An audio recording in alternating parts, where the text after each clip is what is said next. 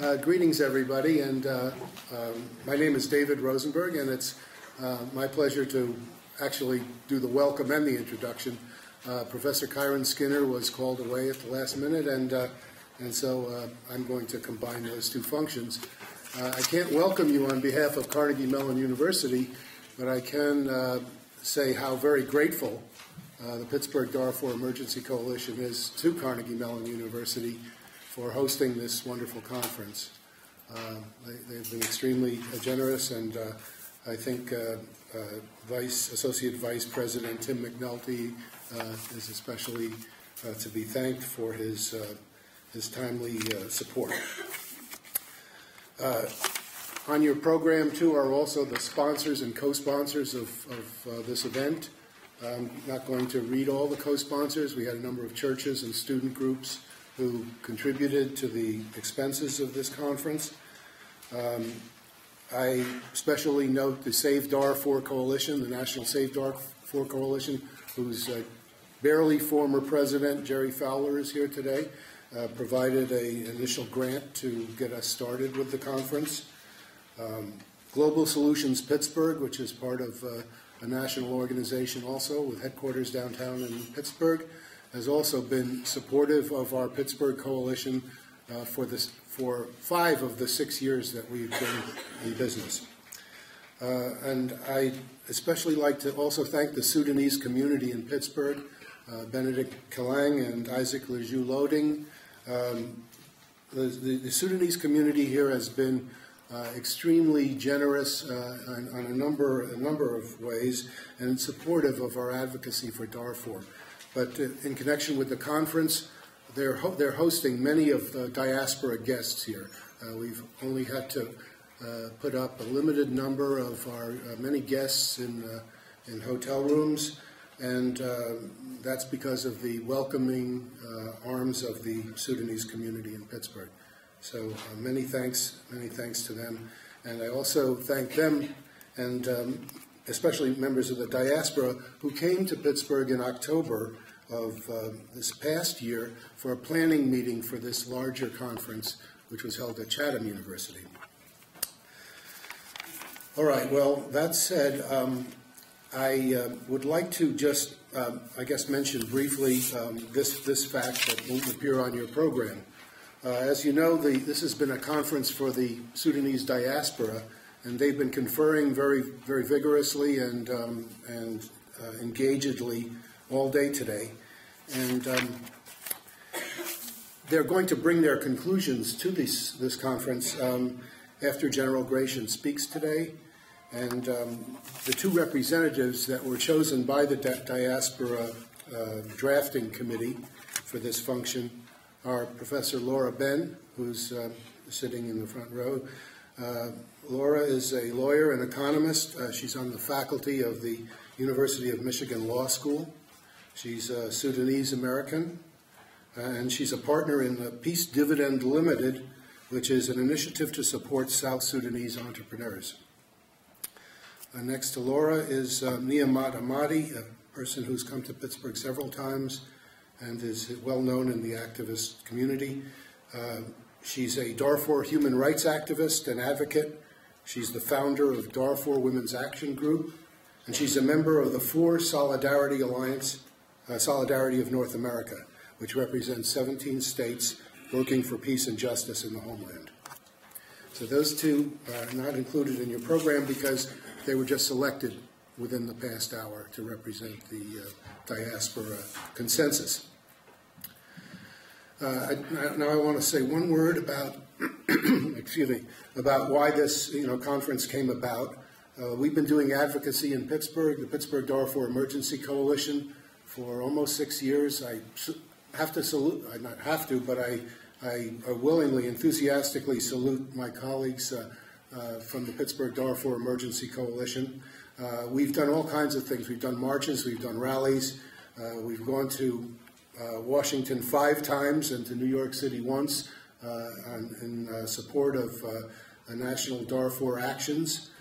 We've collected over 30,000 postcards addressed to both President Obama and President Bush before him. But here we are in 2010, And the emergency that was the cause of our coming together continues on and has become even more complex with the introduction of the South Sudan timeline that's associated with the Comprehensive Peace Agreement. So it's become apparent, in other words, that in order for us to pursue Darfur advocacy in a meaningful way, we have to expand just to the same degree that the U.S. policy has come to engage more than Darfur and is now engaging deadlines and issues related to South Sudan. So it's out of a desire on the part of us as advocates to learn from the diaspora, to provide new inspiration and new guidance about our own directions that we've pursued this particular conference. Otherwise, you could say, why would it be in Pittsburgh? It's in Pittsburgh because we're at the stage in our coalition right now where we need to learn. And we hope to learn both from the diaspora and from General Gration here today to really tell us something about and explain U.S. policy under the Obama administration.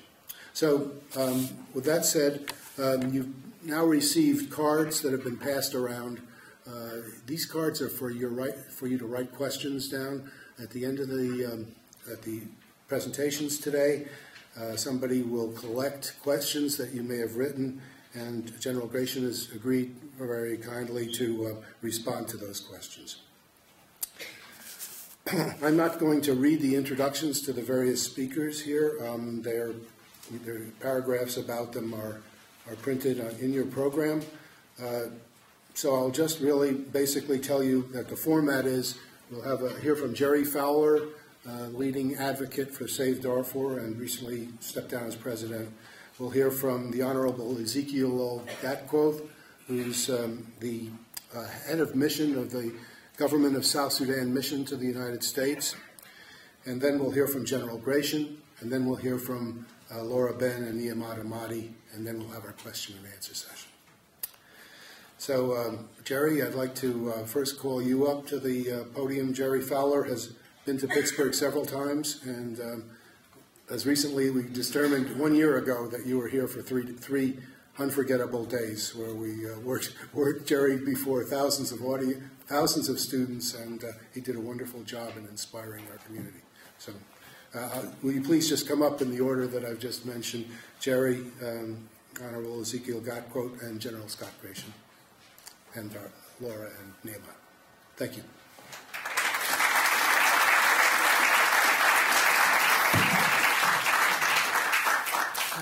Thank you, David. Thanks for inviting me and inviting me to say a few words. I'll be very brief. I think most people who are here will be very anxious to hear both what Ezekiel and General Gration have to say, and then to hear from the result of the deliberations of the diaspora. I was asked to say a few words about the prospects for peace in Darfur, which I'm happy to do. And I was going to touch basically on four general areas.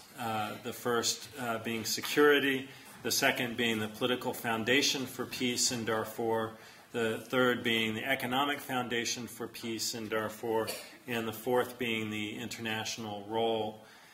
Before doing that, though, one thing that I want to note and to emphasize, and it picks up on something that you said, David, which is the idea that the prospects for peace in Darfur cannot be separated from the prospects for peace in Sudan as a whole, and that resolving the issues in Darfur cannot be done without resolving the issues in Sudan as a whole, and vice versa.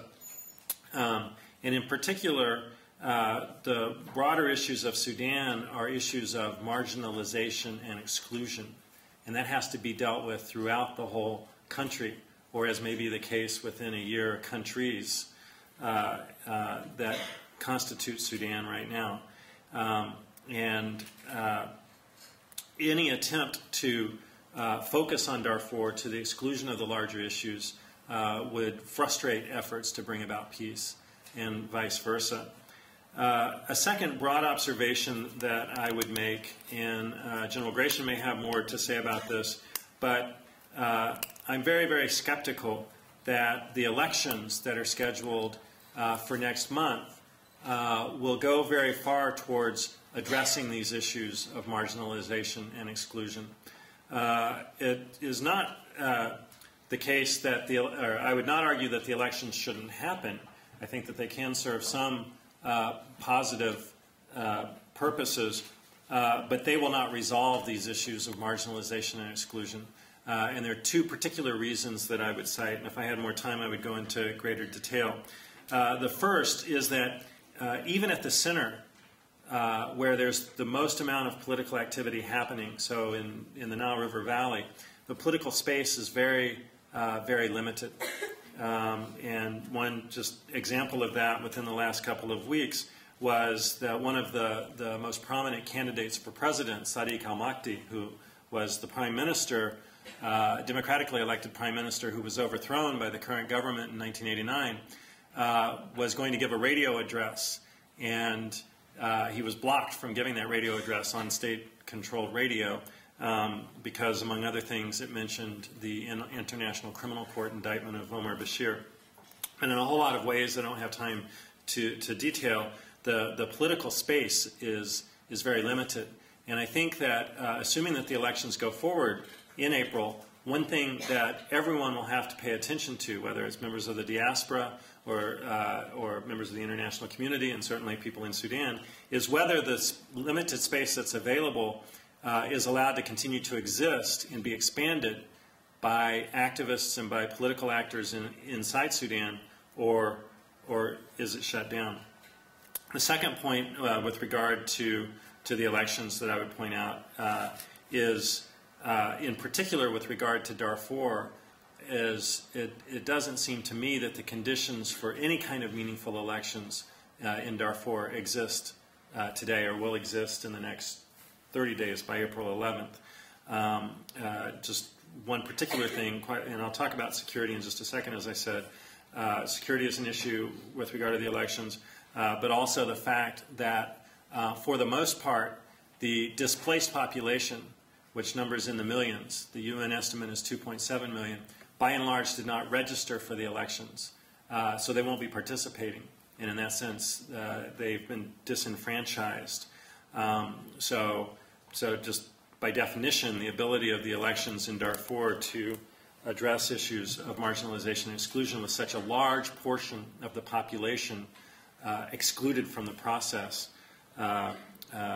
means that the elections really cannot resolve anything, or even, I think, in Darfur, be a step forward.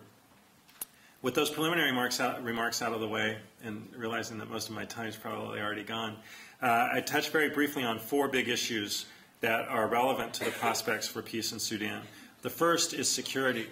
I had the opportunity to go to Sudan last month, which is actually, in spite of having been working on Sudan for 10 years, the first time that the government has actually given me permission to go. And I acknowledge the fact that they gave me permission to go. So in that sense, I mean, to the extent that anything I do is a step forward or a step backward, it was good that they allowed someone like myself, who has been a very strong critic of the government, to come. And one of the things that we said to government officials at the end of our trip was that they should continue to allow outsiders to come to Darfur. This access has been an issue, and to have one relatively brief trip by an organization such as myself is not enough. There should be a continual opening of Darfur and the rest of Sudan to reporting groups such as Human Rights Watch, Refugees International, groups that do reporting on the humanitarian and human rights situations. But one of the things that we heard everywhere we went in Darfur was concern about security. And that was particularly marked with regard to the displaced population. Displaced people live in a tremendous amount of fear. They reported being sometimes subject to violence inside the camps. They almost all reported to being subject to violence when they leave their camps. And the primary reason that they cited for not returning to where they came from was that it was not safe. Interestingly, one of the things that we heard from from government officials in Khartoum is that people have returned to their villages. In fact, the government gave us a piece of paper that said that over 1 million people have returned to their villages, and there were only 200,000 displaced still in Darfur. On the ground in Darfur, we couldn't find any evidence of that. And in talking in particular to UN officials, it's very clear that while there may have been a trickle of returns, people who have returned to their villages, and there's been some seasonal migration of people leaving IDP camps to do agriculture in the rainy season, they've come back. And other than that, most people are still in the IDP camps. And a huge issue that's going to have to be resolved is regularizing the situation of IDPs, giving them opportunities either to return to their villages, if that's what they choose to do, or integrating into the places where they are. But none of that is really possible in the absence of security. And then, of course, just as we were there and just as we were leaving, the government launched a major offensive in the Jebel Mara area. Now, while it's the case that there's not organized fighting in most of Darfur today, this offensive in Jebel Mara, by all accounts, was incredibly intense and incredibly violent, and particularly had a very negative effect on civilians. And I think the most disturbing part of that, apart from the immediate cost to civilians, is what that says about the government's commitment to the safety of civilians, which is to say they don't have a commitment to the safety of civilians any more than they have in the past. So it was very disturbing in that regard. But security has got to be dealt with in order for there to be peace in Sudan. And I'm talking in particular, quite apart from offensives against the little amount of territory that's still held by rebels, but security in areas that have been under government control for several years now. That is where it's dangerous. That is where a lot of armed groups, including armed groups that were previously acting as militias for the government, are causing a tremendous amount of havoc and danger. The second point I would touch on is the political foundation for peace, which has not been built. I referenced the fact that for the elections that are scheduled for next month, that the IDPs primarily will, more or less, will be disenfranchised because they've not participated in the process. And in general, quite apart from their participation in the electoral process, what we found in talking to IDPs was a tremendous amount of alienation from the government. Not surprisingly, because it was the government and militias allied with the government that displaced them in the first place. And we could find very little evidence of any efforts, serious efforts, by the government to reach out to IDPs, to create any kind of dialogue or communication. People were fearful, they were distrustful, and they were their marginalization, which was the cause of the violence in the first place, has only deepened. Other issues in terms of a political foundation for peace that will have to be addressed are conflict among communities in Darfur. Again, this is the type of role that the government should be playing, but in Darfur it historically has not played, and in fact has done the opposite. It's exacerbated conflict among communities, and today it is by and large not playing the role of managing conflict among communities. And then the final issue politically, which also bleeds into the next issue, which is economic foundation, is the issue of land. The issue of land obviously was part of the local conflict in Darfur. Those issues have only become more complicated in the last few years. People who have been displaced from the land still have a claim to it, and in some cases that land's been occupied by outsiders. That's got to be dealt with. And in general, the availability of land and land tenure has to be addressed in order for there to be a political foundation for peace. It will also have to be addressed in order for there to be an economic foundation for peace. And on the economic question, the two things that I would just highlight are, number one, that in the immediate sense, there needs to be unimpeded humanitarian access to the civilian population in Darfur. Although the worst potential for disaster that could have happened with the expulsion a year ago of humanitarian organizations has not happened, in part because of heroic efforts by UN agencies and by the aid groups that were still there. The humanitarian operation, providing immediate relief, still seems quite rickety. And that's in part exacerbated by difficulties of access. In some ways, the government has reduced some of the obstacles to humanitarian access, but there's not unimpeded humanitarian access. Beyond the immediate humanitarian needs, there is a need to start to build the foundation for development and to use resources in order to create, as I said, the economic foundation for a future peace. And that development assistance, though, and creating that economic foundation cannot be separated from creating the political foundation. It's not something that can be figured out in Khartoum or figured out in Cairo, where there's a donors conference that's happening, I guess, starting tomorrow. But it's got to include consultation and involvement from the population that's on the ground. And so hand in hand, the political and the economic foundations for peace have to be constructed. And the final thing I'll touch on very briefly is the international role. I think it's very important to be clear that there is an international role in Sudan, and what it is to help create a space for Sudanese to resolve the issues of Sudan without the use of extreme violence against civilians. It's that extreme violence against civilians, which has been used over the course of the last 20 years in particular, that has riveted worldwide attention on Sudan. And it's the reason why there's an active group in Pittsburgh and other places in the United States and in countries all over the world that care about what's happening in Sudan. It's the use of extreme violence against civilians. And the role of the international community in individual countries like the United States is to promote a space in which the issues that I've alluded to, particularly issues of marginalization and exclusion, can be resolved without the use of extreme violence. In that regard, the good news is that there is a lot of international attention and international involvement in Sudan. The less good news is that there's a proliferation of international efforts that it seemed to me are not always working together. There's the efforts of General Gration and other special envoys, of which there are a large number now. There's the efforts of former South African President Thabo Mbeki, who has an African Union mandate to address now all of the issues of Sudan.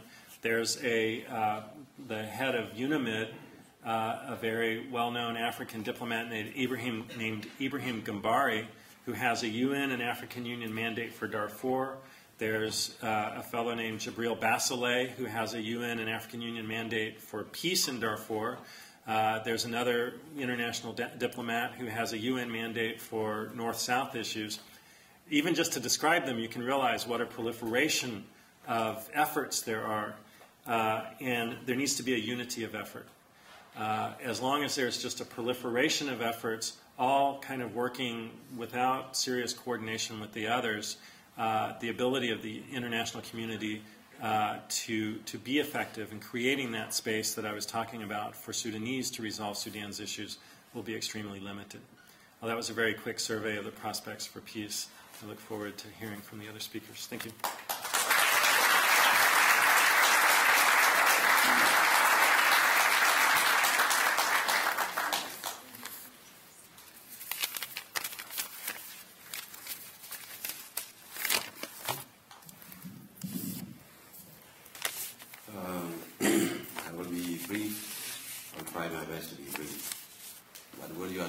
Sudan, it is very difficult to be briefed. There are a lot of issues concerning Sudan. Sudan is a complex topic nowadays in the U.S. and many countries in the world. But I will try my best to be brief. Thank you very much, David Rosenberg, and also the university here for organizing this event. It is very important for us, as Sudanese, to come together and see what we can do about our country. And I'm also happy to see my good friend, General Gration, who just came back from Sudan. How long ago? Like 2 days ago? Yes. So I'm sure I came last month, so he's the latest. He will tell you exactly what is happening in Sudan. As I told you before, Sudan is a complex issue. It has a very long history, very messy one. We have been colonized by many countries. United Kingdom were there, Turkey, they were there, and Egyptians, they were there also. But the last rulers were Anglo-Egyptian condominium from 1899 until when they have decided to go back to England, and then they handed over Sudan to Sudanese in 1956. But basically Sudan is the largest country in Africa, very rich in resources. Population is very small. The estimate is 42 million people. So a big land with less numbers of people living there. So we have a lot of resources. And it is a very beautiful place to go to. But I don't know about now, which I will get into. Before Sudan became independence in 1956, the way Sudan has been governed, it has been governed as two countries, the North and the South. The British actually introduced a law called Closed District Ordinance. It's basically a law that divides the country into two. For you to go to the North, you have to have a visa. But by then it was called departure order for you to cross. And the same with the Northerners. So Sudan has been divided. But when they decided to go, and then they wanted to merge or annex the South to the North. But the Southerners resisted. They said, no, we are not part of the North. Because the way they were looking at the North, it is pretty much the Arab Islamic culture. And we, because I'm from the South, we consider ourselves, we are part of East African communities. So we were better off being annexed to Uganda or Kenya. But of course they made up their mind. In 1956, Sudan became independent. But before that, in 1955, the South rebelled. They said we are not part of this Sudan. They fought from 55 until 72. There was an agreement signed in Addis Ababa. That agreement was meant to have a transitional period of 10 years to see if Southern Sudanese can be a part of Sudan or they can secede and have their own independent state. That agreement was signed because we were supposed to have a referendum in 1982. That agreement was signed. The then President of Sudan said, well, this agreement is not a Bible or a Quran. And then it was trashed into the Nile River. So the war restarted again in 1983 until 2005. So if you look at it, basically Sudan has been at war with itself 80% of the time. We have been fighting one another. So this is the war I participated in 1985 as a young boy. I was very young by then, even though I didn't know when I was born, because culturally, you don't know when you were born, so you can guess how old I am. In that agreement that we have signed in Naivasha, Kenya, in 2005, it was meant to address two issues, because the definition of Sudan has been excluding, and Jerry was talking about marginalization and exclusion.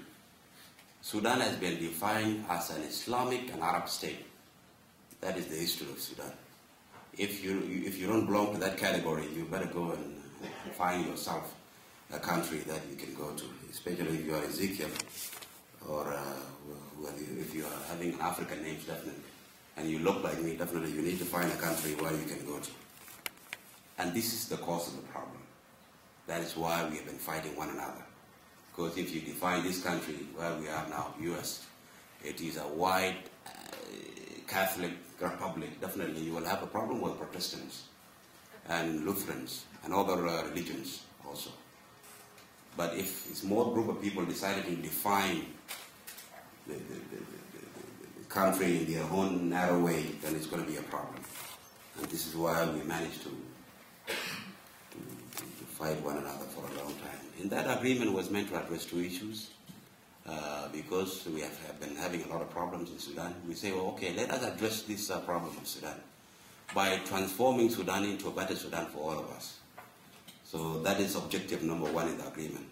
Let us transform Sudan so that Sudan can belong to all of us, so that the unity of Sudan can be attractive. The second objective was basically for the Southerners to be asked through a referendum in 2011 January if they are going to be a part of Sudan or they secede and have their own country. The rest are formalities. These are the two main issues. Now we have been having difficulties with the agreement to be implemented. We are left with only 9 months. Next year, January 9th, the people of Southern Sudan are going to vote and decide their own political aspiration, if they are going to be part of Sudan or they will secede. But before that, we are going to have an election in April. We are afraid if this election is going to be free and fair, because Jerry was talking about 12 candidates, including, I think it was you, 12 candidates, including a woman running. One of the candidates is somebody who is also indicted by the ICC. He is the current president of Sudan. Will he allow himself to lose the election and hand over the power to the person who is the current, or who won the election? The answer is going to be no, because Mr. Campos will be waiting for him to check him. So then definitely he will try to have, or to win the election by all means, if rigging.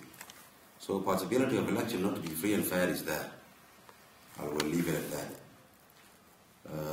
But before election, is very important for us to monitor it so that we avoid a return to war. We have to make sure that it is free and fair, it is monitored by the international community, and have access, not just only monitoring it, but have access to all the polling centers. The second one is the border between the north and the south. It has to be demarcated before next year, 2011. It is very important. There are areas that we did not agree upon yet, but I think it is very important to demarcate the border, because if you can recall the situation between Ethiopia and Eritrea, it is because of the border, and it is not yet solved. The third one is the referendum itself. It is very important for Southerners like myself and others, because we can compromise election, but we will never compromise the referendum, because this is what we have been fighting for, and we want to decide our future through this referendum. It has to be free and fair, and it has to be conducted on time, January 9th, 2011. Extending it for a day or two, it is basically a declaration of war to Southern Sudanese. The last one is the post-2011 arrangement. What can we do? Because as of now,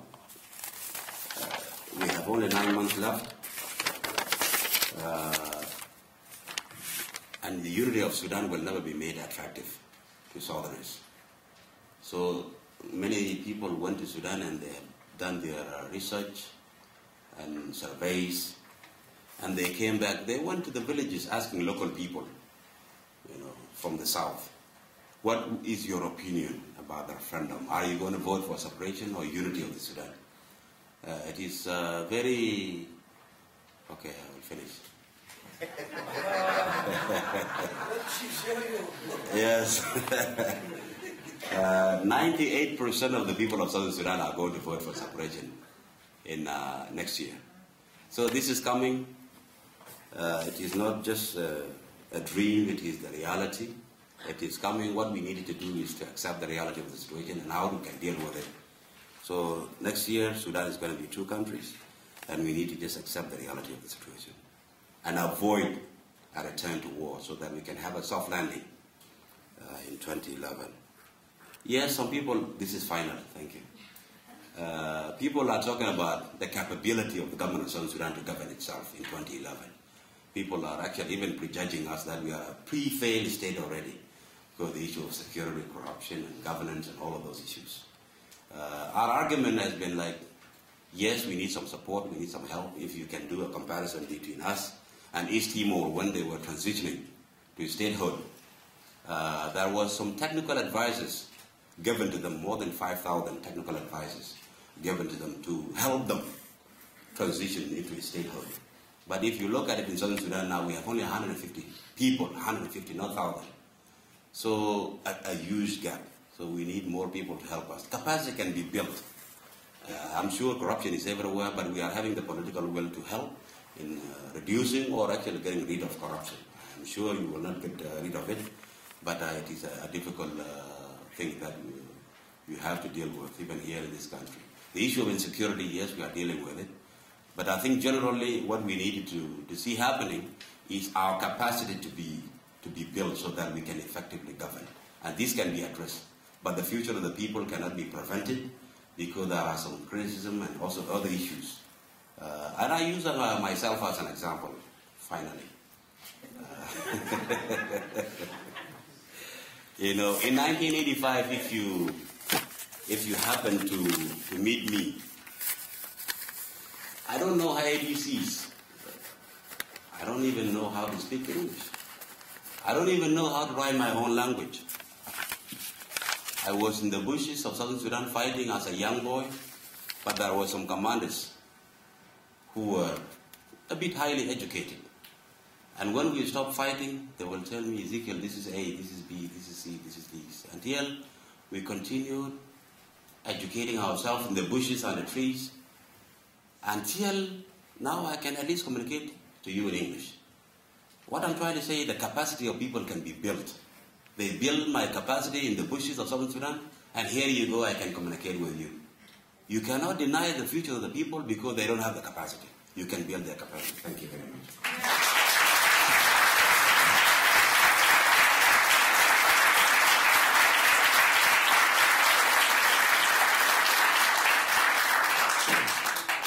Well, thank you very much, David. Appreciate it.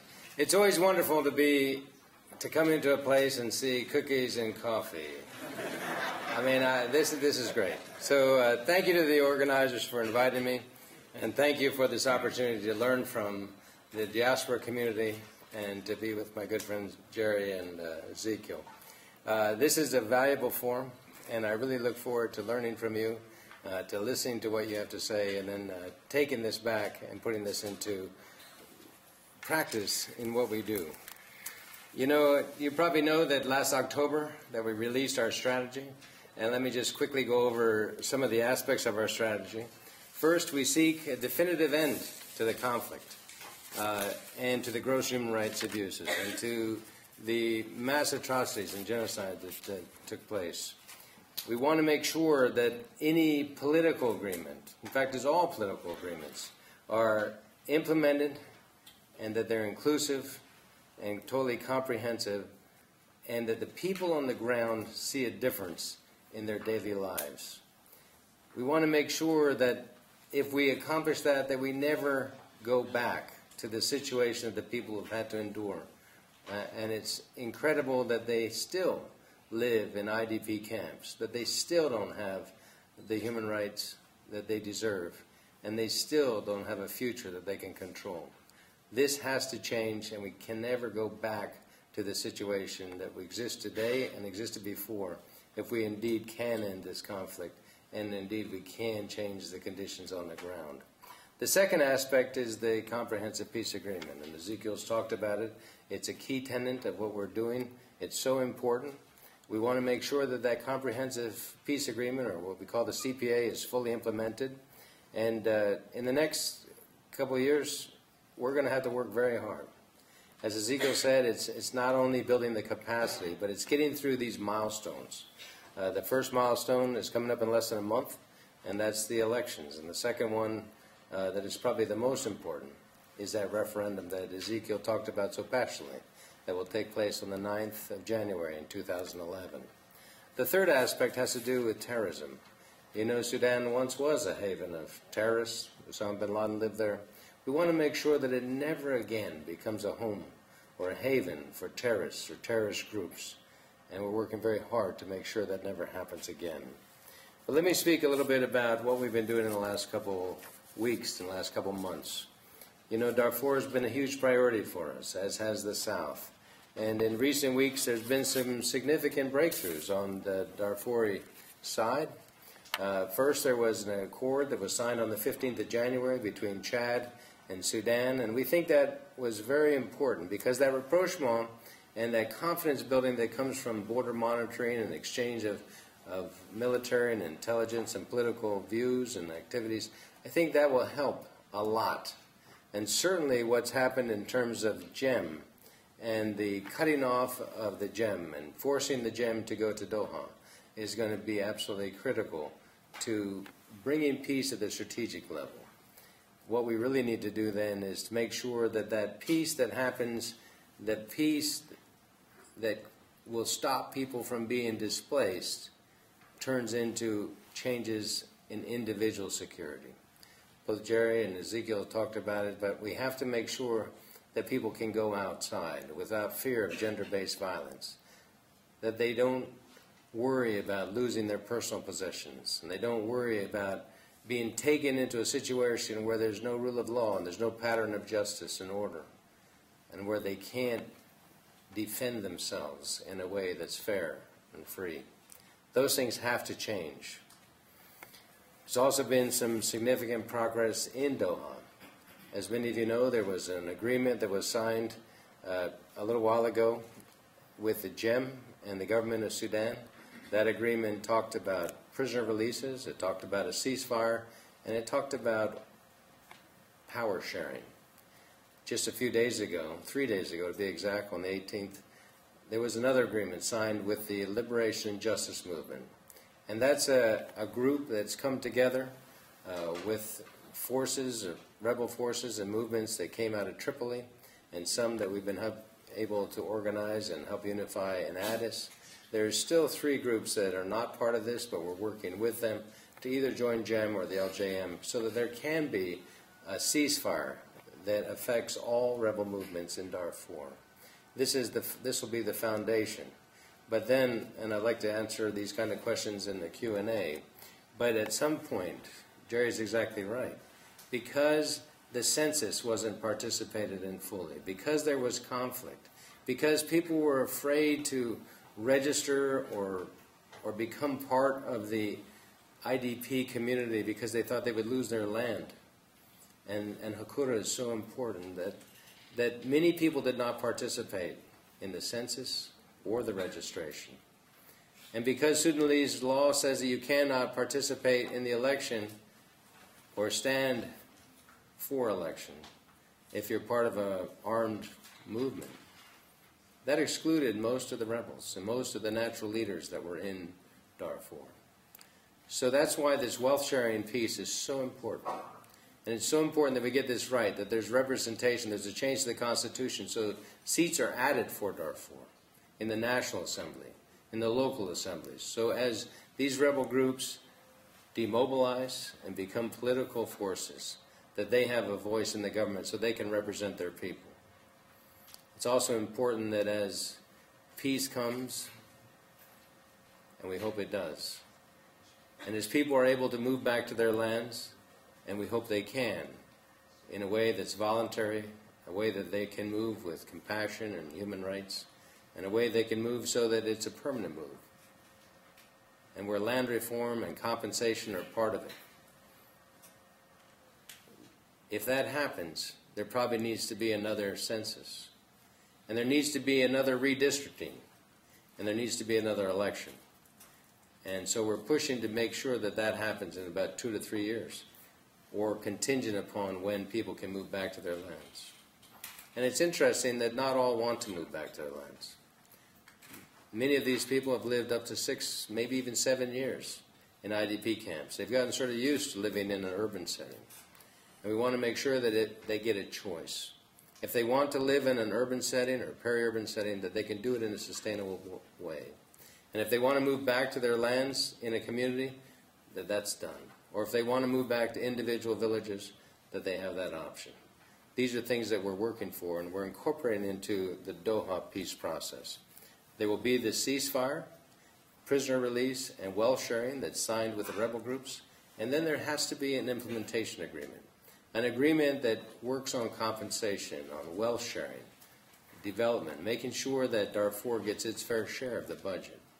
And it has to include land reform that we've talked about, and certainly accountability and justice has to be there, because there'll never be peace in Darfur if there's not accountability and justice, if the wrongs of the past are not righted in a way that's credible, and where the people themselves get a chance to have in their own minds a justice about things that have happened in the past and a hope that the future will be better.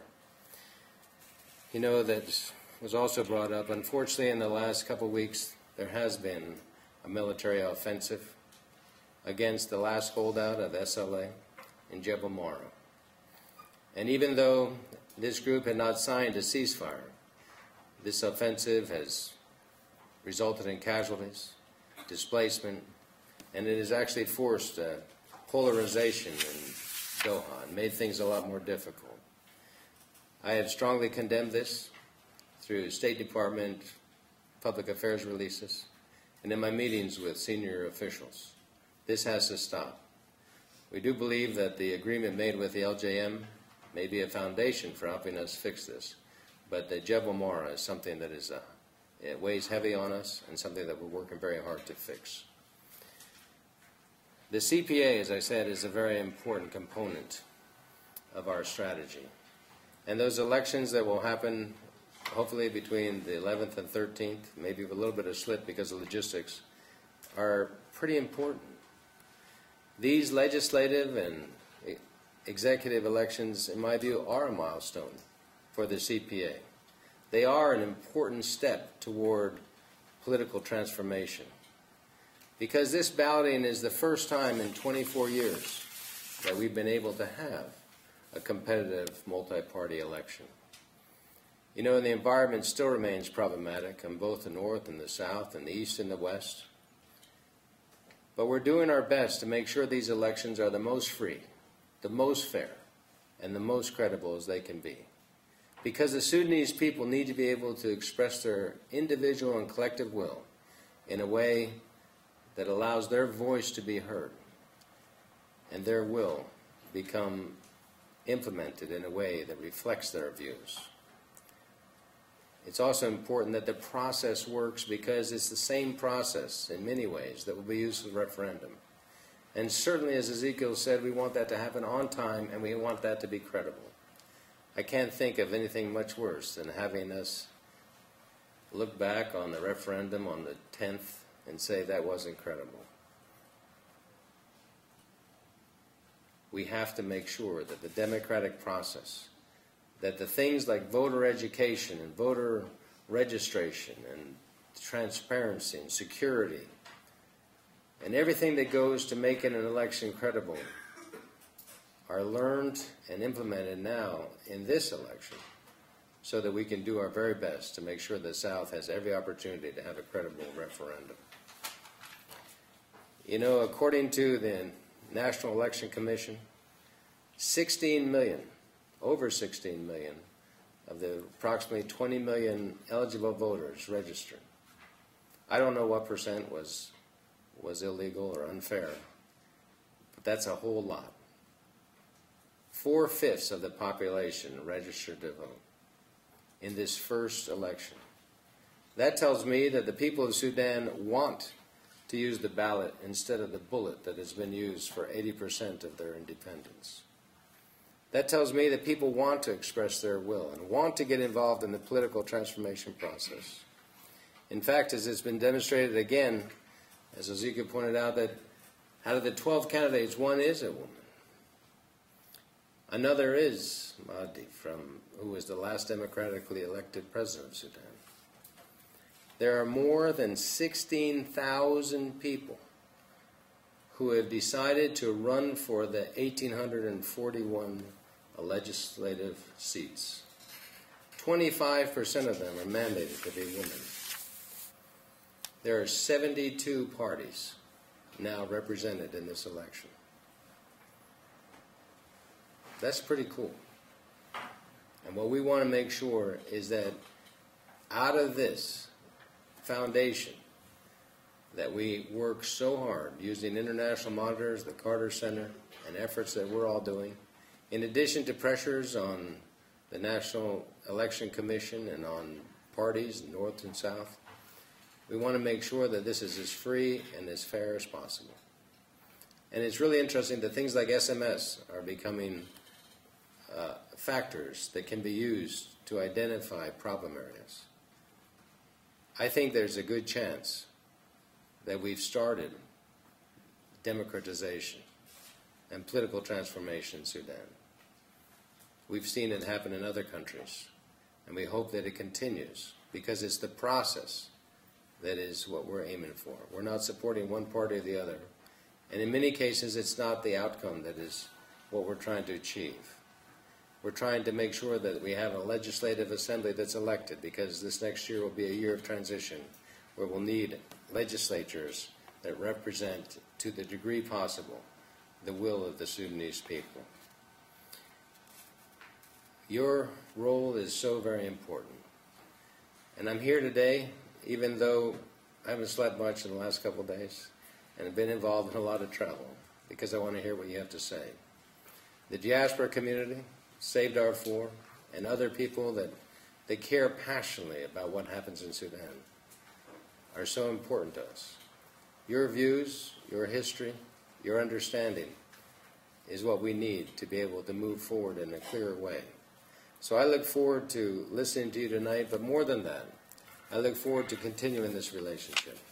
We've tried very hard to reach out to the Diaspora community through listening events, and I'll work harder, and you have my commitment to make more outreach and more communication possible, because it's that important, and I want to hear from you. So thank you very much. I look forward to your questions and a debate.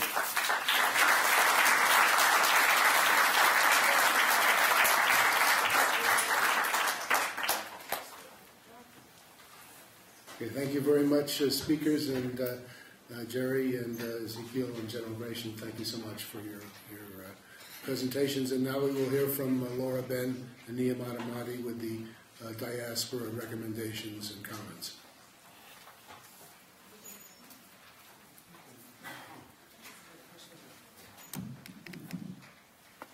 Good evening, everybody. I thank all of you for taking the time to come here, and a special thanks to Pittsburgh Coalition for Darfur. And I would like also to thank my colleague Jerry Fowler for joining us here, and a special thanks to the U.S. Special Envoy to come here to participate and listen and share with us. So we are standing here today on behalf of my sisters and brothers, Sudanese diaspora from South Sudan, Darfur, and other parts of Sudan in particular, to present here a brief recommendation that they made after our long day discussion. The first is engaging the genuine diaspora that they can express the legitimate concern of their people on the ground. The second one is all the participants, they have expressed a grave concern about the U.S. policy towards Sudan. And number one, in very brief, it's not transparent, it's not consistent, all carrot, no sticks. There's also the consensus among the participants that the conflict in Darfur and in South Sudan both are created and perpetrated by the Sudan regime, and they should be held accountable, and the United States should put more pressure on the Sudan government not to trade off that they can only solve one conflict at a time. They should be held accountable to solve both of the conflicts sustainably. There is a grave concern among the participants about the security situation in Darfur in particular, and in South Sudan and in other parts of Sudan. And also there is a concern about the UNAMID. They are not effective, and they need to be strengthened, and their mandate need to be upgraded so that they can ensure the protection of the civilians.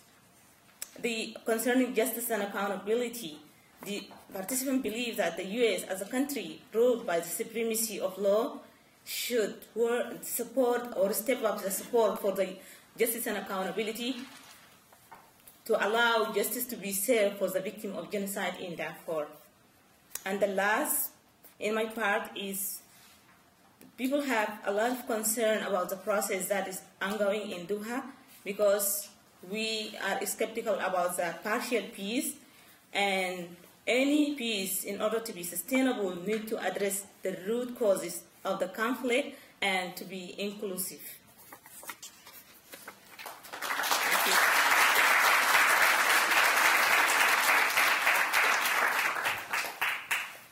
So I join Nimot in acknowledging and thanking everybody who has come here today.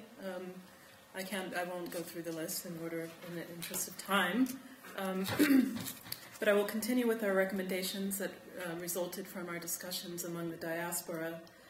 So the next recommendation is that in light of the historical situation of the Sudan, we encourage the U.S.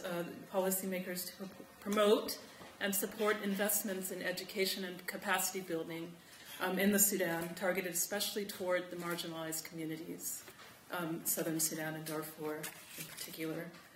The next recommendation that we derived is we encourage the United States to support the voluntary and safe return, and I emphasize voluntary and safety return to secure villages of origin. In particular, we urge the United States to use its influence and position at the United Nations to advocate for a stronger UN protection of civilians.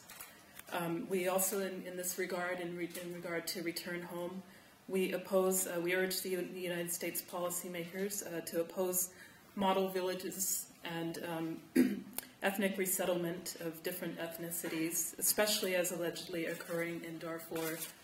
The next recommendation is that we're glad to have heard the General mention this commitment, but we will reiterate here. We urge the United States to commit to genuine, good faith implementation of the CPA, the Comprehensive Peace Agreement, between the government, central government, and the Southern Sudan, Sudan People's Liberation Movement.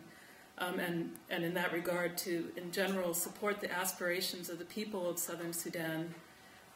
In regards to Darfur, we urge the United States to support a genuine, and I emphasize the word genuine, peace process and the aspirations of the people of Darfur. In this regard, we urge the United States policymakers to oppose vehemently sham and forced peace processes that are not genuine and that are not true to the aspirations of the people of Darfur. And finally, and perhaps most importantly from a human perspective, is we urge the United States to condition its Sudanese policy, its policy towards Sudan on genuine improvement of human rights situation in Darfur and Southern Sudan in particular, but in all of the Sudan. And finally, we thank you for your efforts to date, General, and your ongoing efforts.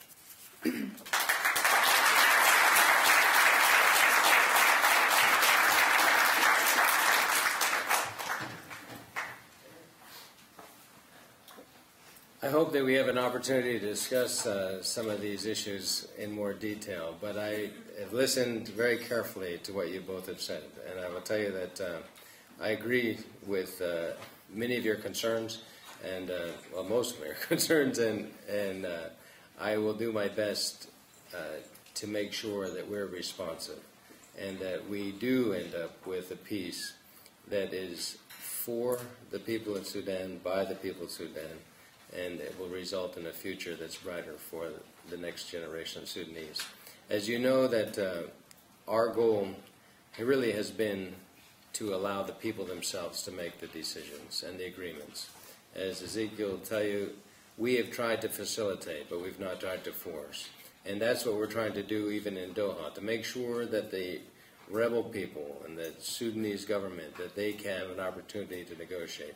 In the trilateral talks, we've tried to do the same, to make sure that we create an environment, but we don't live there. We just want to make sure that the people themselves can come up with agreements that are lasting and accommodating to their needs. And so I take your points very carefully. We will go back and incorporate them into our implementation plan to the degree we can, and in some of those areas where I I can give you an update in the question and answer period. I hope we can. But I take very sincerely what you've said, and I've learned from it, and I appreciate the expressions, and we'll do our very best to make sure that when we come back here a year from now, that you won't have to bring up those issues again. But you'll be able to look back and see that in this last year, we've been able to take those issues that you brought up today and turn them into implementation and a peace that satisfies the requirements of the people of Southern Sudan, of Darfur, of Sudan, and of the whole region. So thank you very much for bringing them up. Thank you.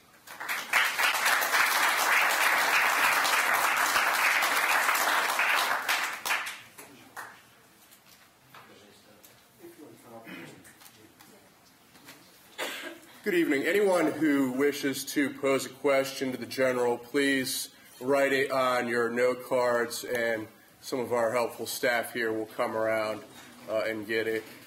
You good folks didn't come here tonight to listen to me talk, so I'll just stall very briefly and thank again everyone for coming here tonight, especially the Diaspora leaders, and thank everyone for the honor of being able to participate in this.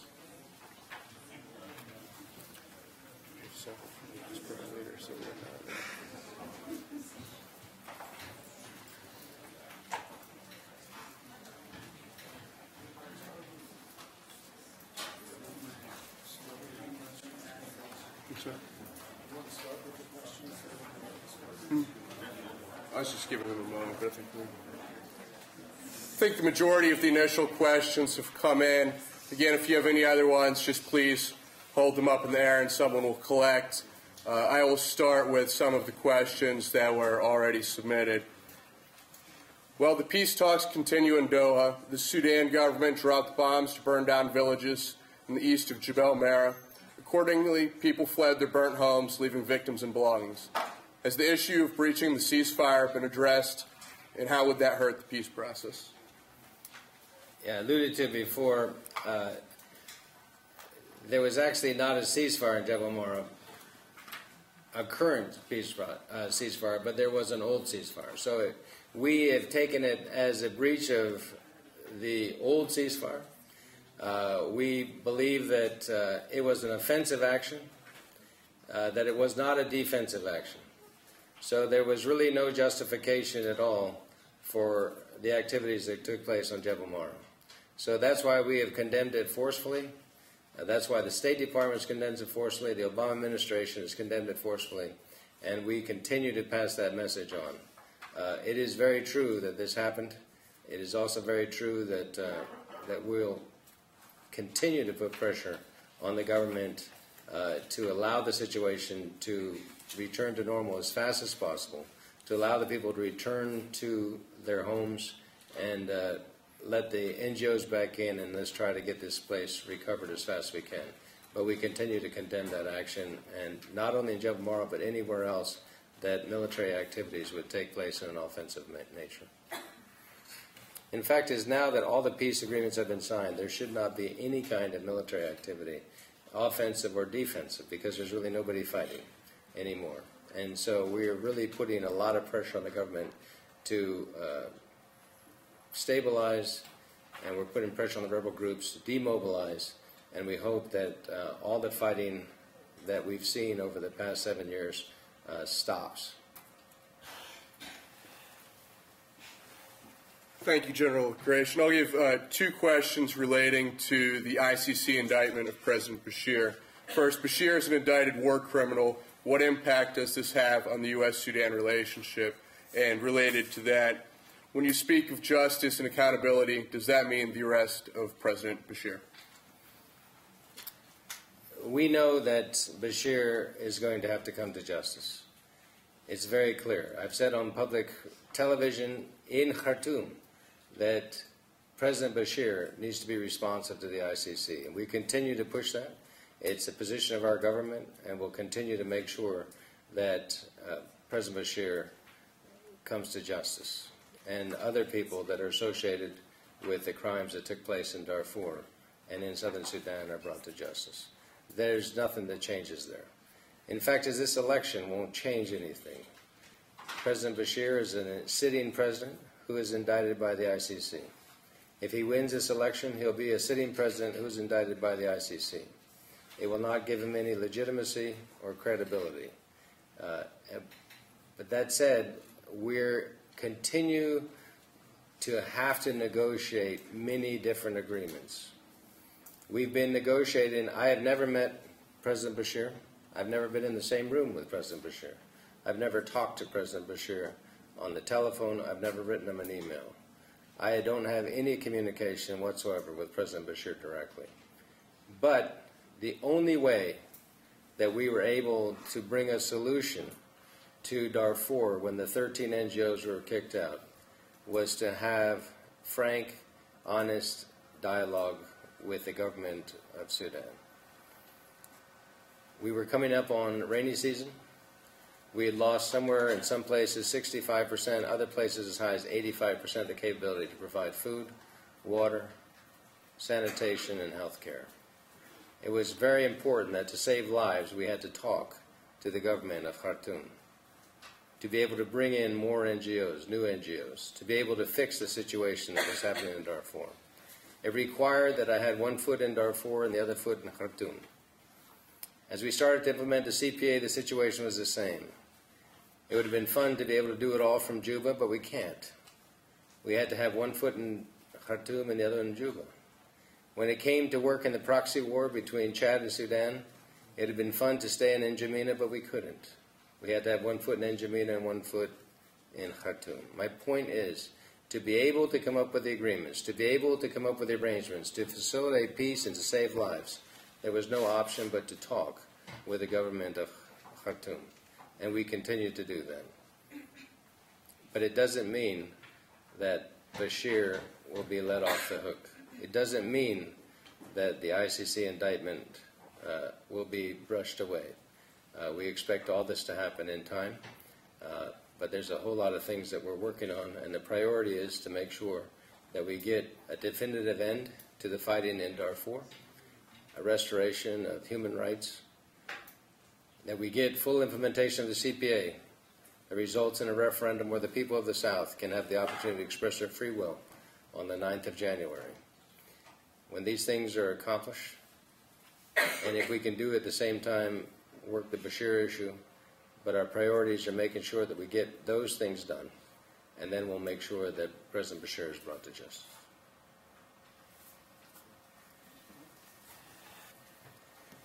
If the coming elections are not free and fair, what effect will this have on U.S. government relations with the Sudanese government? Well, we're working very hard to make sure they will be as free and as fair as possible. I understand that it is almost impossible to have an election that's free and fair and credible in a country that hasn't had a democratic tradition. It's almost impossible to have that kind of election in a country that has not had an election for 24 years, where there's generations who have never voted. And then you put on top of that, that in some places it's as low as 10%. On a good place, it's around 20% of the people are literate. When you add all this together, it makes voter education very tough. So I understand it's going to be very difficult to have an election that's free and fair. But we need to have an election that is as credible as possible, as free as possible, and as fair as possible, so that the will of the people is expressed in a way that they are listened to and in a way that makes a difference in their lives over the next couple of years. That's what we're trying to achieve. And we know it's going to be tough, and we know there's going to be problems. We've already seen election violence in the South. We've already seen freedoms taken away, freedoms of assembly, freedoms of expression, freedoms of the press throughout Sudan. And we continue to be concerned about these, and we continue to do action as much as we can to make sure that the freedoms that people deserve, the freedoms that really represent political transformation, democratization, are implemented in a way that sticks. That's what we're trying to achieve. I don't think we're going to get it in one election. I think it's going to take time. But I think just the same way we watched in the Green Revolution and the Orange Revolution and some of the other revolutions we saw in Eastern Europe, I think it's going to take us some time. But when people find out that they can make a difference in their lives, through the ballot, through the democratic process, through representation, I think this is unstoppable. And what we need to do is continue to create the atmosphere where this kind of transformation can take place, and that's what we're trying to do.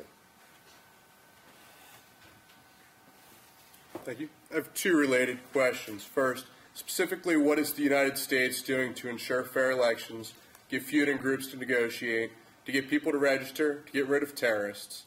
I know you verbally condemn negative actions, but what leverage does the United States have? And related to that is, what is the United States doing to bring coordination to international efforts in Sudan? I'll do the last one first, and then we'll cover the first question later. We believe that the international support has to be there, and it has to be strong. You know, this government has made staying in power possible because of segregating and marginalizing and that kind of thing. And in many cases, the international community has done that to ourselves. Jerry talked about the proliferation of people that are working on these issues, with Mbeki and Mankarios and Ibrahim and Jibril Basole, AU and IGAD, the U.S. What we've tried to do is bring together the international community in a coordinated way. We started with what we call the E6, which is the envoys from the 5 nations of the Security Council, France, China, Russia, UK, US. And we put in the EU also. So the 6 of us get together on a frequent basis. We just met in Kigali. We also met in Doha. So in the last 4 or 5 weeks, we've met 2 times in person, and we continue to meet on email. That's a very important group because they reach back into the US, or into the United Nations Security Council. The other group is the Troika. It is a group of nations, 3 of us, Norway, US, and UK. And this Troika was very useful in helping birth the CPA in 2005 and in Navasha. And the Troika continues to be important. Norway has skills in terms of oil and helping bring transparency to the oil situation.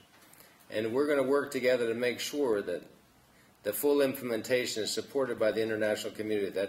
That group that started 6-7 years ago, that worked very closely with the negotiation process. We need it to be strong again to make sure that the South has every opportunity to be birthed in a way that is not as Ezekiel said. That we redouble our efforts. We're putting together a conference to bring ministers of development together, not to raise more funds, but to build a program, to figure out how to build capacity so we can absorb more funds. I don't think this is a fund issue right now. It's making sure that we're all going the same way, same day, so that China doesn't build a road 100 miles long and U.S. doesn't build a road 100 miles long next to it, and the next person next to it. We want to build a road that's 500 miles long by linking these together and linking railroad tracks. And that's why last week I went to the Minister of Trade in Kenya. I said, what's your plans to put 1.04 gauge up to Logachogio and on into Sudan? I've met with the Ministers of Trade and Development in Rwanda and in Uganda to figure out how the Pakwach, Arua, Gulu connection can fit up with Juba. We're also talking to other international partners to figure out how we can get a railroad track in to the oil areas, to get into areas where we're thinking about agribusiness and development and ecotourism so we can move supplies and infrastructure. All these things have to happen. If we're going to solve the security issue, cell telephones is probably a big thing. You know, so people can communicate. So we don't show up 3 days after hundreds of people are killed, but we're able to figure out ahead of time where the conflict is brewing and get conflict mitigators out there that can make a difference before it's too late. All these things is going to take everybody working together, and that's why we're working together in the international community to build these coalitions, to work together, not to force solutions on the Sudanese, but to work with the Sudanese to make sure that when they ask for capability, for security or for economics or for social infrastructure, that we're able to come up with solutions that we can work on together. We don't need a town with 6 boreholes when the town 50 miles down the road has none. We need to start coordinating our efforts a lot better in the social area, in the health care. And so that's what we're trying to do. That's the international help. But probably the most important help is at the regional level. And we got to work very hard to make sure that the countries of IGAD, of Ethiopia and Kenya and Uganda, and that Chad, the development that happens there on eastern Chad spills over and is connected to what's happening in Darfur. We need to make sure that Libya and Egypt are part of the solutions and not part of a problem. We need to make sure that Doha is value added to the peace process. But I got to tell you, the most important thing is the people themselves. None of this will work unless we can come up with a situation where the Sudanese talk with Sudanese and come up with answers. Where the local chieftains can figure out how to get the Misri and Dinka to work together so the Misri cows can come down and get some water. And we have to work together to make sure that the Nur and the Shuluk and the Dinkas can figure out how to solve those problems of cattle rustling and the rest of it. This isn't about America fixing it or UK or anybody else. This is facilitating and helping those folks who live in the country to come up with solutions. And that's what we're trying to do. We're trying to facilitate because we know that the longest border between the 2 countries that will probably exist on the 9th of July of 2011 is that border between those 2 countries. And the other 9 countries are significantly important, and we all have to work together to make sure that everybody can live together in peace and that the prosperity is what happens in Sudan. Your other question was about what, now that I've gone so long on this one? I know it's important. U.S. leverage? We don't have any leverage. I got to tell you, the only leverage we have is the leverage we get by the Sudanese wanting us to have leverage. For 20 years, we've been applying pressures. And what have we got?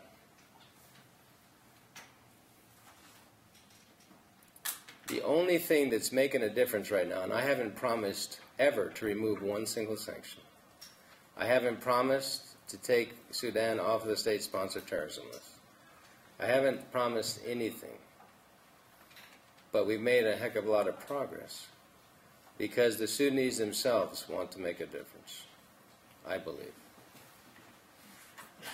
And I believe that if we can facilitate this desire for peace, if we can facilitate the desire for prosperity, if we can facilitate the desire to have the next generation of Sudanese have a brighter and better future, then that's what's going to make a difference. Threatening no-fly zones, which in my view are silly. Threatening to mine the harbors, which are active wars. Threatening to do a lot of the other things that we call for are not going to bring about lasting peace. Lasting peace is going to happen when people sit down at the negotiating table and work it out. Where wrongs are righted, where wealth is distributed fairly, where resources are managed effectively, and where problems are worked through in a civil way as opposed to going back to war. That's what we're trying to achieve. We have no leverage. We really have no pressure. It's up to the Sudanese to do this, and we need to support their efforts in every way we can. Because it's only when they themselves make a difference in their lives that it will be lasting. It's just like with our kids. We can draw lines down the middle of the room, we can do all this other stuff, but until they decide they want to get along, it's going to be pretty hard to force it. So my view is we're working very hard.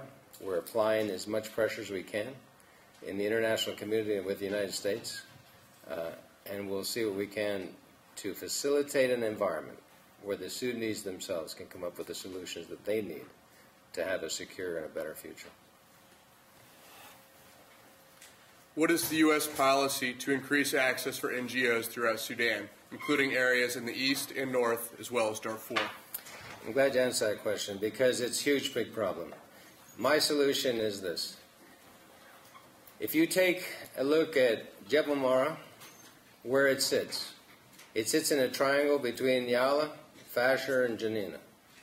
If we started getting UNIMID to patrol that area, those roads, to constantly be moving between Fasher, Yala, and Janina, to put in their camps, not in the cities, but along those routes.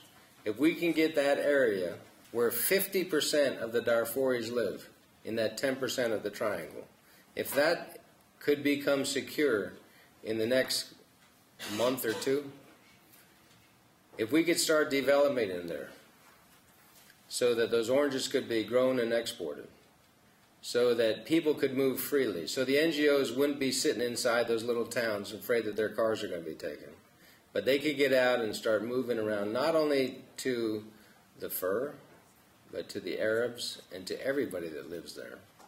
Start bringing development at the social level, at the economic level. If we can start thinking about job creation and wealth creation, what are we going to do when 2.7 million people decide they want to leave the camps? We're going to have a whole system of producing wealth. And we're looking at different options now, but this is something that's going to be very, very tough. We have been in a situation now that we have what I call sustained relief.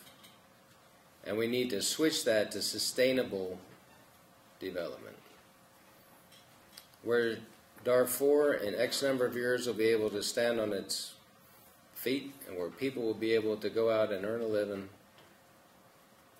and have a future. If we're doing what we're continuing to do, it's going to be very, very difficult. I agree totally about the model villages or these forest homes. That's not going to work.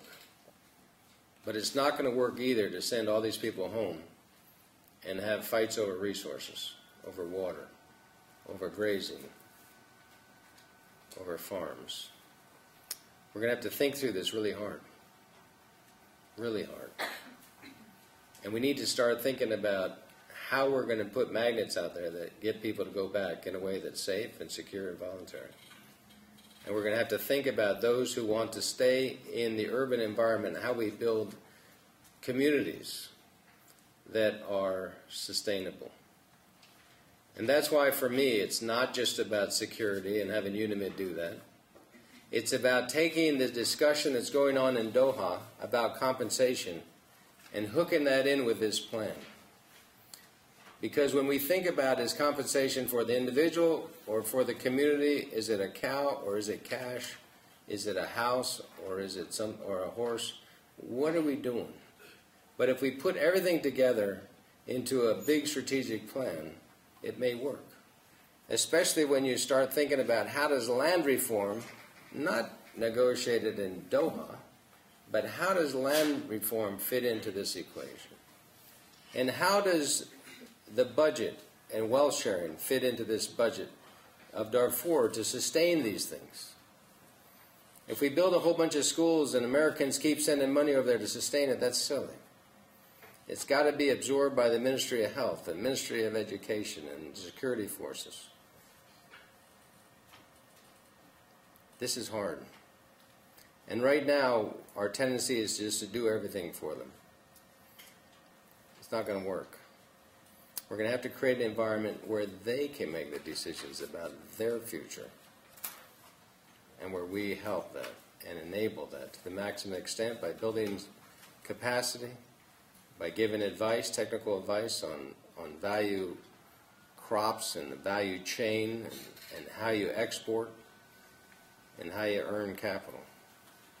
This is going to be very tough, but we have to do it. We have no option but to succeed. Failure cannot be an option or we'll be right back to where we are today. We have a stack of many excellent questions down here, but we are beginning to encroach on our time, so we're going to try to generalize to just two more, and by two more I mean these are very related, so I'm not counting them separately. What penalties or sanctions are in effect today against the government members collectively and individually do you think that more should be imposed? And related to that, General Gration strongly condemning the attack on Jebel Mara is not enough. What consequences were applied to the NCP? Well, let me talk about the sanctions first. There are sanctions against the government and against individuals, and the one problem about sanctions, they have to be uniformly enforced. And let me just tell you about an experience I had at Kanana. Many of you know about the Kanana sugar factory. I went down there, and there was a big pile of yellow hulks, old equipment, and it all said Caterpillar on it. There was another big pile of green hulks, tractors, harvesting equipment, and it all said John Deere on it. And I was about run over by a red Mercy Ferguson. And I was about run over by another thing that was made in India. It doesn't do much good if we stop selling our equipment and other people sell theirs. We didn't sell $6 million worth of harvesting equipment or crushers for the sugarcane, but the French did. For sanctions to work, they have to be uniformly applied. And it's not happening right now. So the effect of our sanctions is not that much where there's a profit for other people to gain from it. So sanctions on the industries and sanctions on other economic things where there's a profit motive for other people to break these sanctions, our sanctions aren't doing a very good job. It is interesting where our sanctions are working the best are against the Sudanese people. Right now, you cannot import or download any kind of educational programs in Sudan. You can't get Norton Utilities. You can't take online training because we've done such an effective job at sanctioning software and the internet.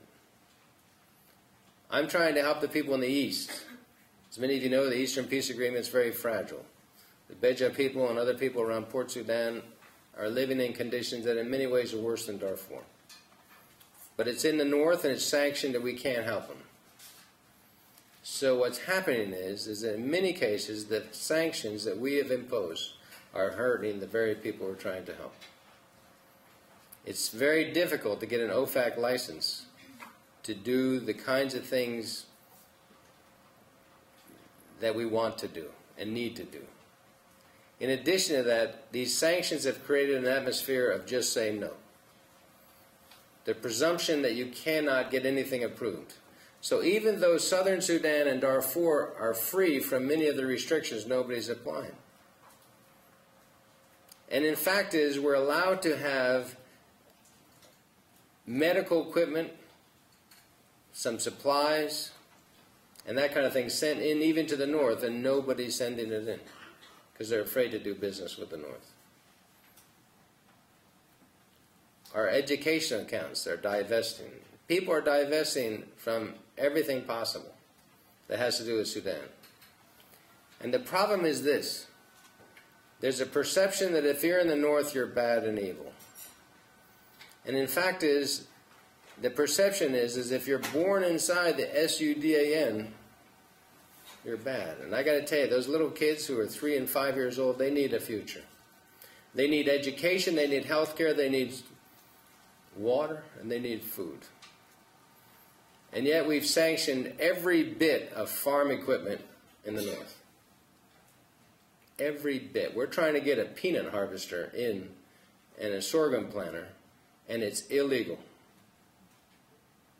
So we import all the food for Darfur from America and other places. And we spend $1,300 a ton bringing it into the country. 43 cents on a dollar. We spend $1.9 billion in Sudan. And we waste a lot of it because we're not bringing in tractors and growing this food. And what happens when we stop? You all heard about this thing, teach a guy to fish. What we're doing is we're giving fish away. And then someday if we stop, the people go hungry. We need to take a good look at our sanctions and start thinking, how do we do smart sanctions? How do we do sanctions that help the very people we're trying to help? And how do we do sanctions that hurt the regimes we're trying to hurt? And right now, we think we're doing a really wonderful job, but I got to tell you, honestly, we're not. And I don't know how to fix this, because there's no space to even bring up the word sanction in Washington. At some point, we're going to have to do this. Maybe now is not the time. Maybe it will be in the future, but we have to start seriously thinking about how do we help the very people we want to help. And how do we make sure those kids, even if they're born in Port Sudan, have a future?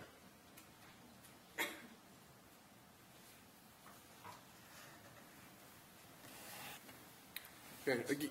Again, I apologize for all the questions we didn't get an opportunity to hear tonight. Remember, all conference participants will be at the breakfast tomorrow morning with General Gration. And I'd like to just very briefly end on one to summarize the evening. All of us are familiar with many of the challenges ahead. General Gration, could you identify what you see as some of the largest roadblocks and briefly speak about how we move past them? Yeah, this is something that we all have to work on. You know, we're not united in America on this issue, and probably for very good reasons. But at some point, we all have to join the same team and help Sudan. And I know there's difference on tactics. I know there's differences in approaches and that kind of thing, but there's really no difference in what we're trying to accomplish. I don't think there's anybody in here that is against a definitive end to the conflict in Darfur, an end to gross human rights abuses, an end to the genocide that took place. I don't think anybody's against full implementation of the CPA, democratization, of political reform, transformation.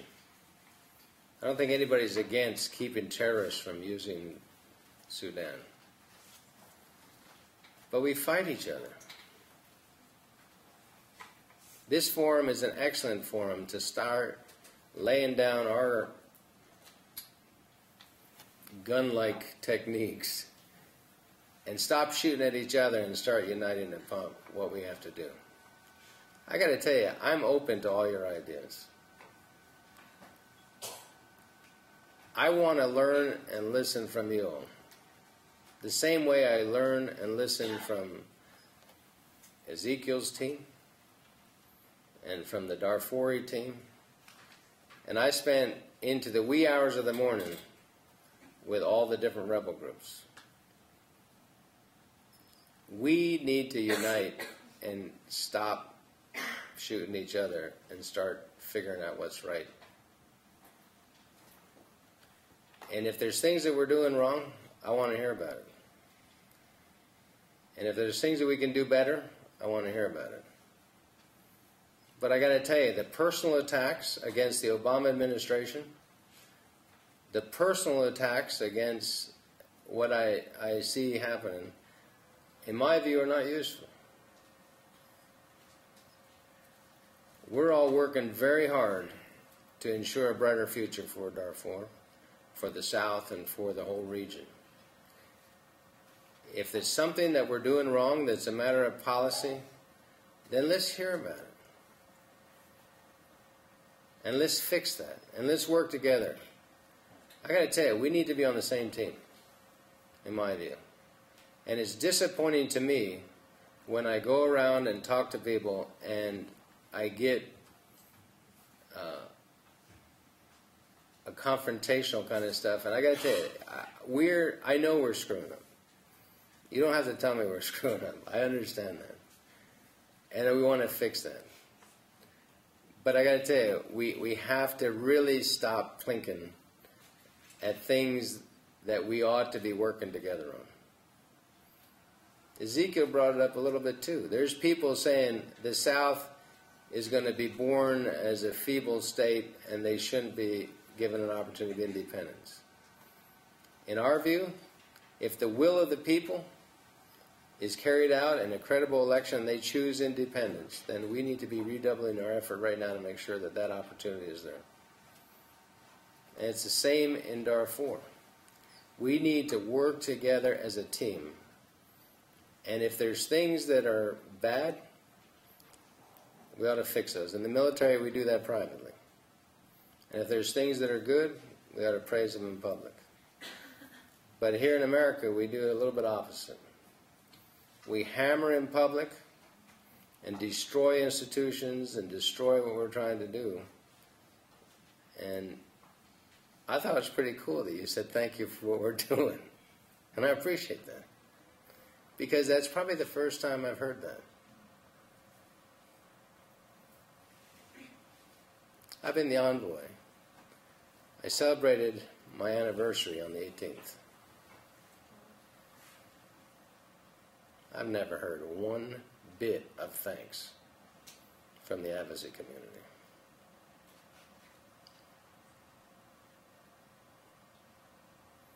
I don't need it, but it'd sure be nice to know that we're working the same issues. And I'd certainly like to be on the same team as the advocacy community. Because in my view, this is what America is doing to fix and save Sudan. It's not about what the Obama administration is doing. It's not about what me and the envoy is trying to do. It's about what our country is trying to do along with the rest of the international community and the regional partners to make sure that Sudan has a successful future. And I know you probably didn't come here to hear me whine about this.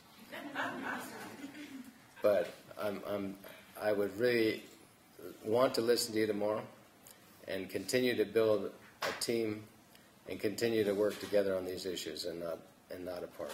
So thank you very much. I appreciate it.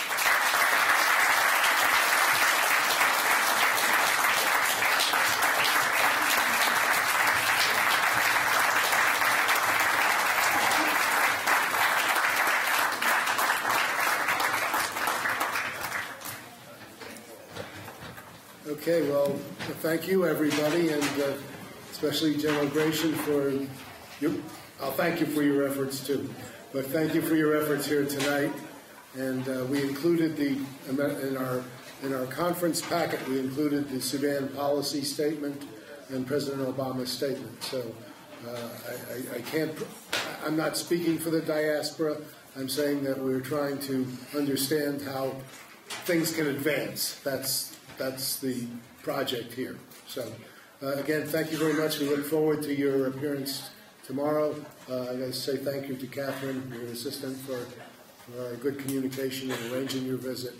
And thank everybody who came here. Jerry, wish you continued success in your new venture, and Natasha, too.